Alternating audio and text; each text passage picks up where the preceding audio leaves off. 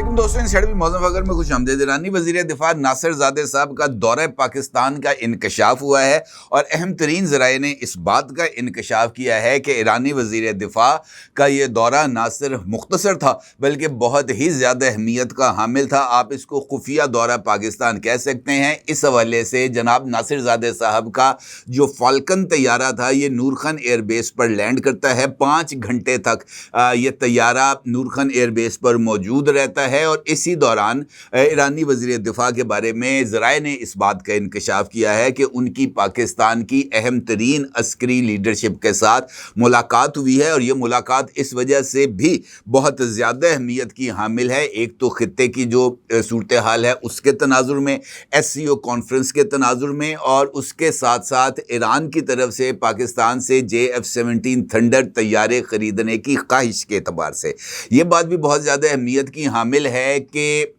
ईरानी वज़ीर दिफा के दौरे से पहले ईरान की मुसल्लह अफवाज के chief of staff major general Abdul रहीम मूसवी की पाकिस्तान की फ़ौज के सिपह सालार फील्ड मार्शल आसिम मुनीर साहब के साथ एक टेलीफोनिक कॉन्वर्सेशन हुई थी और उसके साथ साथ ये पहला मौका है जब ईरान ने सरकारी तौर पर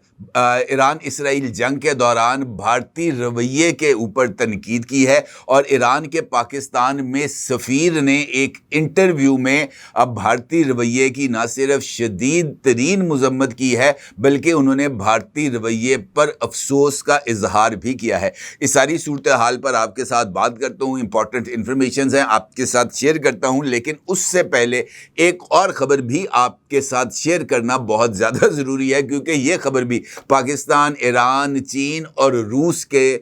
से मुंसलिक है और इसमें भी डायरेक्टली और इनडायरेक्टली भारत का एक ख़ास ताल्लुक़ है। ये मामला है SCO कॉन्फ्रेंस का। आपको मालूम है कि चाइना के अंदर SCO कॉन्फ्रेंस हुई थी और SCO शंघाई कोऑपरेशन ऑर्गेनाइजेशन है ये, और इसके अंदर इस खित्ते के ममालिक जो हैं वो उसके रुकन है। पाकिस्तान, भारत, चाइना और रशिया, ईरान, ये इस तंजीम के मुस्तकिल मेंबरान है। इस हवाले से बताया ये गया है और ये ख़बर सामने आई है कि यहाँ पर ये जो SCO है इसके मुस्तकिल अरकान का एक खुफिया इजलास हुआ था, क्लोज डोर मीटिंग थी और इस मीटिंग के अंदर भारत को मदऊ नहीं किया गया था। इस क्लोज डोर मीटिंग के अंदर ये जो 4 ममालिक जिसका मैंने भी आपके सामने जिक्र किया है, पाकिस्तान, रशिया,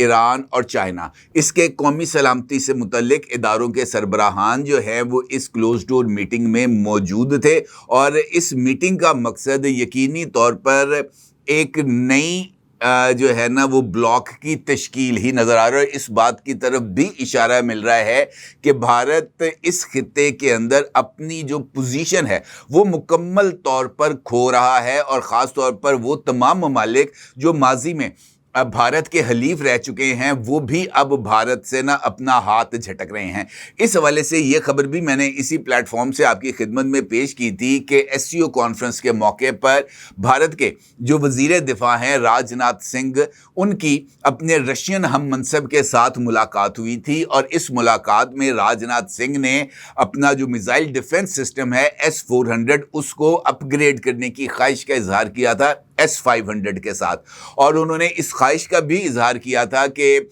रशिया जो है वो सोर्स कोड दे दे ताकि S-400 की मुरम्मत कराई जा सके। तो रशिया ने इस मामले पर भी भारत के साथ ताउन करने से इनकार कर दिया था। अब ये जो नई सूरत हाल सामने आई है ये ना सिर्फ बहुत ज़्यादा मुझे ऐसे लगता है कि इस खित्ते के लिए बहुत ज़्यादा अहमियत की हामिल है, बल्कि इस सारी सूरत हाल में ख़ास तौर पर इस कॉन्फ्रेंस के एतबार से मुझे जो अब एक नई जो है ना सोच इस खित्ते में वो प्रिवेल करती हुई नज़र आ रही है क्योंकि हालिया दिनों में ईरान के हवाले से ये मैंने आपके साथ ख़बर को भी शेयर किया था और आज उस खबर की तस्दीक भी हो गई है। मारियो नवाफल ने जो एक सिक्काबंद तहकीकार हैं उनकी एक ट्वीट भी सामने आई है जिसका आप अपनी स्क्रीन पर देख सकते हैं और उस ट्वीट के अंदर उन्होंने इस बात का इंकशाफ किया है कि जनाब ईरान से जो डाटा लीक हुआ है वो इंडियन कंपनीज़ के ज़रिए हुआ है और इंडियन कंपनीज़ ने उस डेटे को इसराइल के साथ शेयर किया है और ये यकीनी तौर पर ایران اور بھارت کے تعلقات کے تناظر میں ایک بہت بڑا ایک میجر سیٹ بیک ہے۔ اب یہ خبر ایک اور سامنے آئی ہے جس میں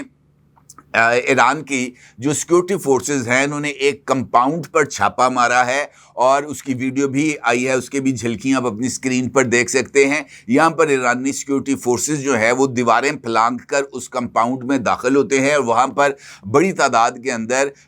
ڈبوں میں سے چیزیں نکالی جا رہی ہیں، اور ایرانی حکام کے مطابق یہ وہ ساز و سامان ہے جو ڈرونز تیار کرنے کے لیے ممکنہ طور پر استعمال ہوتا ہے، اور یہاں سے بڑی تعداد میں انڈینز اور افغانیوں کو گرفتار کیا گیا ہے جو کہ ایران میں ایک اور حملے کی ممکنہ طور پر تیاری کر رہے ہیں۔ تو لہٰذا یہ جو سچویشن ہے یہ اس بات کی طرف اشارہ کر رہی ہے کہ اس خطے کے ممالک اور خاص طور پر سرکردہ ممالک جس میں رشیا ہے، پاکستان ہے، چائنا ہے اور ایران ہے، یہ انڈیا سے کافی حد تک جو ہے نا وہ میرا خیال ہے کہ تنگ آ چکے ہیں، اور یہی وجہ ہے کہ ایران کے سفیر نے پاکستان میں جو موجود ہیں انہوں نے براہ راست بھارت کا نام لے کر ان کے اوپر تنقید کی ہے۔ یہ بیان محض اس کو ایک بیان کے طور پر نہیں لیا جانا چاہیے، بلکہ یہ ایک سفارتی وارننگ یا جسے ہم کہتے ہیں نا ٹاٹا گڈ بائے کا ایک اعلان ہے، جس سے واضح ہوتا ہے کہ پاکستان اور ایران اب ایک مشترکہ اسٹریٹجک پوزیشن لے رہے ہیں جس میں بھارت کو خطے میں جاسوسی ایجنٹ یا پراکسی کے طور پر دیکھا جا رہا ہے، اور یہی وجہ ہے کہ بھارت کو اس کلوز ڈور میٹنگ کے اندر جو ہے نا وہ مدعو نہیں کیا گیا۔ اس میٹنگ کا جہاں تک مجھے اغراض و مقاصد اگر میں اس کو دیکھوں تو وہ مجھے موجودہ صورتحال میں چائنا کا یہ جو بیلٹ اینڈ روڈ انیشیٹو ہے اس کی ایکسپینشن اور اس کے ساتھ ایک بائیلیٹرل کوارڈینیشن کی طرف اشارہ کرتا ہوا نظر آ رہا ہے۔ مجھے ایسے لگتا ہے کہ ممکنہ طور پر مشرقی ایشیا اور سینٹرل ایشیا اس کے درمیان ایک نیا بلاک بننے جا رہا ہے، ایک ایسا الائنس بننے جا رہا ہے جو نیٹو کی طرز کا ہوگا، جہاں پر ایک ملک پر حملہ باقی تمام ممالک پر حملہ تصور کیا جائے گا، اور خاص طور پر موجودہ صورتحال میں جہاں پر چائنا نے ابھی ریسنٹلی تائیوان کے ساحلوں پر وہ جو سمندر ہے وہاں پر انہوں نے اپنی بحری قوت میں اضافہ کیا ہے، وہاں پر ان کے جہازوں نے پروازیں کی ہیں، جس کے بعد امریکہ کے جو سیکرٹری خارجہ ہیں مارکو روبیو انہوں نے اور American vice president D J Vance انہوں نے اس بات کا اظہار کیا ہے کہ چین جو ہے وہ خطے میں کشیدگی بڑھا رہا ہے، تو کچھ ایسی نئی ڈیولپمنٹس اس خطے میں ہو رہی ہیں جو خطرے کی علامت بن رہی ہیں ویسٹ کے لیے، اور اب انڈیا واضح طور پر اس بلاک سے تو نکل گیا ہے۔ اب جو ہے انڈیا اس نے اپنے لیے جو ایک نیا اسٹریٹجک پارٹنر یا الائی تلاش کیا ہے وہ اس نے اسرائیل کو تلاش کیا ہے، اور بھارت اسرائیل کے درمیان جو دفاعی تعاون بڑھتا جا رہا ہے اس کے نتیجے میں رشیا نے بھی بھارت سے علیحدگی اختیار کر لیا، کیونکہ جس طریقے سے جو سیکرٹ جو ڈیٹا ہے وہ لیک ہو کے اسرائیل تک جا رہا ہے، تو باقی ممالک بھی یہ سوچتے ہیں کہ اگر ہمارے انڈیا کے ساتھ کوئی گفتگو ہو رہی ہے تو وہ والا ڈیٹا بھی لیک ہو کے کہیں امریکہ یا اسرائیل نہ پہنچ جائے، تو اب صورتحال بدل گئی ہے۔ اسی تناظر میں جس طرح میں نے آپ سے گزارش کی ہے، گفتگو کے آغاز میں ایک جانب ایرانی وزیر دفاع کا دورہ ہے، اس کے ساتھ ساتھ ایران کی مسلح افواج کے chief of staff major general Abdul Rahim موسی کا ٹیلی فونک رابطہ ہے، اور اسرائیل کے خلاف جنگ میں پاکستان کی حمایت اور پاکستان کی عوام کا انہوں نے شکریہ بھی ادا کیا ہے۔ ایران کے سرکاری خبر رساں ادارے نے اس بات کی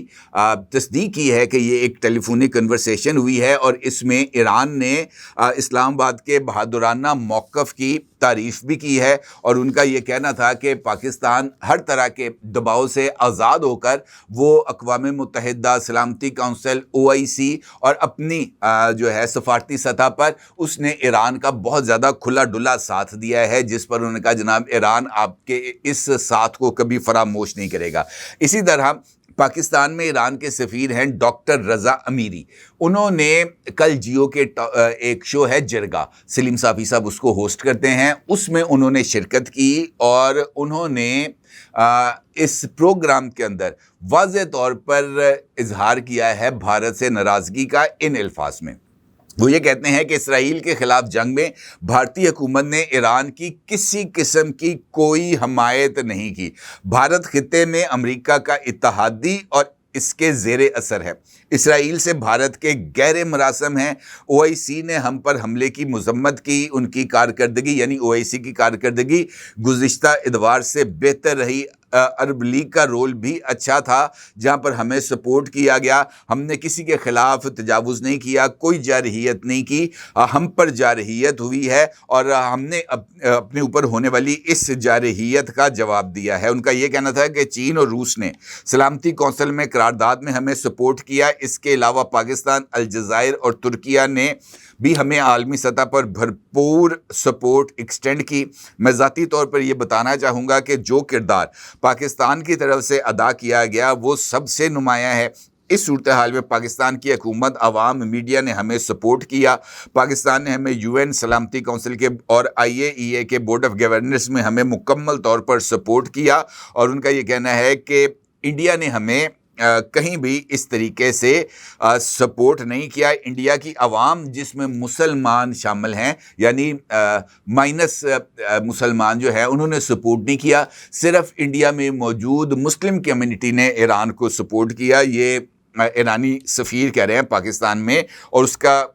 وجہ یہ بتائی ہے کہ اسرائیل کے ساتھ ان کے بڑے گہرے روابط ہیں۔ تو انفیکٹ انڈائریکٹلی ایران کے پاکستان میں سفیر نے انڈیا کی اسرائیل کے ساتھ انوالومنٹ میں بھی انڈائریکٹلی ڈیٹا لیک کی ہی تصدیق کی ہے کہ وہاں پر روابط موجود ہیں، اور ایران کے اندر اسرائیل کی پراکسی کے طور پر بھارت اور بھارت کی کمپنیاں کام کرتی رہی ہیں۔ اب جس طریقے سے میں نے آپ سے گزارش کی ہے کہ صورتحال ذرا تھوڑی سی مجھے نظر آ رہی ہے بگڑتی ہوئی، کیونکہ بھارت، اسرائیل اور امریکہ کا گٹھ جوڑ مسلم دنیا میں ایک نئے خطرے کے طور پر دیکھا جا رہا ہے۔ اور چونکہ انڈیا اس وقت اسرائیل کی پراکسی ہے اور اسرائیل امریکہ کی پراکسی ہے، تو اس کا مطلب یہ ہے کہ بھارت کو مستقبل میں کسی مسلم ملک، پاکستان ہو، ایران ہو یا چائنا ہو، اس پر حملے کے لیے یا ان کے خلاف تخریبی سرگرمیوں کے لیے انڈیا کو استعمال کیا جائے گا، بالکل ویسے ہی جیسے ایران کی ایٹمی سائٹس پر حملے کے لیے امریکہ نے انڈین ایئر سپیس کو استعمال کیا۔ B-2 بمبارڈ طیارے جو بنکر بسٹر بم لے کے آئے تھے، انہوں نے انڈین ایئر سپیس کو استعمال کرتے ہوئے جو ہے وہ ایران پر بم گرائے۔ اسی طریقے سے ایک برطانوی طیارہ F-35 گزشتہ 15 دن سے کیرلا میں کھڑا ہے، اور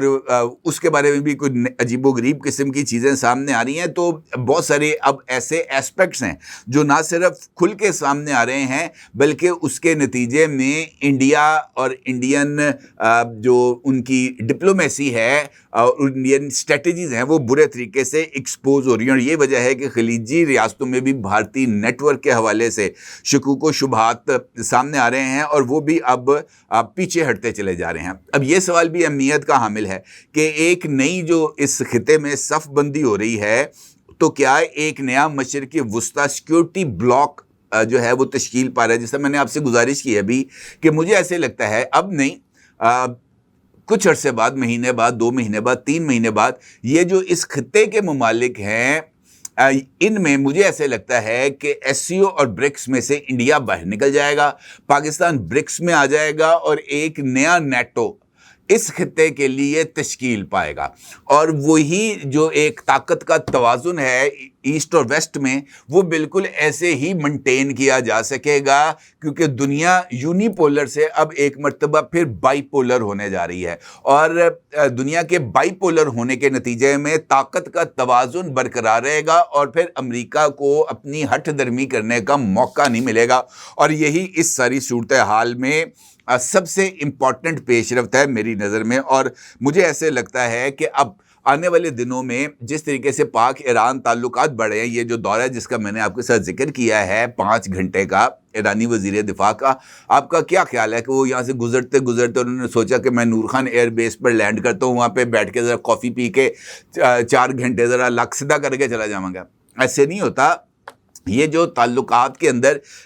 جو تبدیلی آتی ہے، اس میں ہر ایک لمحے پر آپ کو نئی سے نئی حکمت عملیاں بنانا ہوتی ہیں۔ امریکہ بار بار اس بات کا اظہار کر رہا ہے کہ وہ ایران کو ابھی بھی اس نے ریڈ سرکل کیا ہوا ہے۔ اسرائیل سے ہر دوسرے دن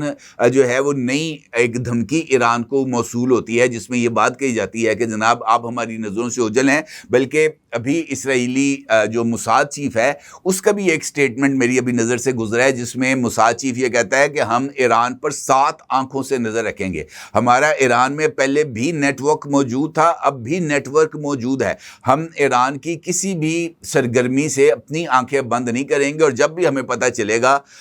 ہمیں اس بات کا واضح طور پر اشارے ملیں گے کہ ایران ریڈ لائنز جو ان کے بقول ہیں اس کو کراس کر رہا ہے، تو ہم دوبارہ حرکت میں آئیں گے اور ایران کو سبق سکھائیں گے۔ تو اس کا مطلب یہ ہے کہ ایک مستقل وار لائک سچویشن اس خطے میں ڈیولپ ہو رہی ہے، اور اس وار لائک سچویشن کے اندر اس خطے کے ممالکہ ایک دوسرے کے ساتھ پازیٹیو کوارڈینیشن نہ صرف بہت زیادہ اہمیت کا حامل ہے، بلکہ یہ اس خطے کو جنگ سے بچانے کے لیے اور امریکہ کے دباؤ سے اس خطے کو آزاد کرانے کے لیے بہت زیادہ معاون ثابت ہوگا۔ انڈیا کی البتہ بینڈ بجے گی، کیونکہ چین بھی اب چین کے ساتھ ان کا پہلے ہی کوئی اتنا زیادہ اچھے تعلقات نہیں ہیں، رشیا کے ساتھ تعلقات تھے وہ بھی خراب ہو گئے ہیں، پاکستان کے ساتھ تو ویسے ہی 36 کا آنکڑا ہے۔ تو انڈیا مجھے ایسے لگتا ہے کہ جیسے نہ صرف آئسولیٹ ہو گیا ہے، بلکہ انڈیا کے لیے اب اپنے آپ کو ایک متوازن ملک کے طور پر سامنے لانا شاید اس کے لیے ایک بہت زیادہ کٹھن اور مشکل مرحلہ ہے، جو شاید اس سے وہ عہدہ برا نہ ہو سکے۔ اپنے جگہ ضرور اظہار کیجیے گا۔ آپ کو بہت شکریہ۔ اللہ حافظ۔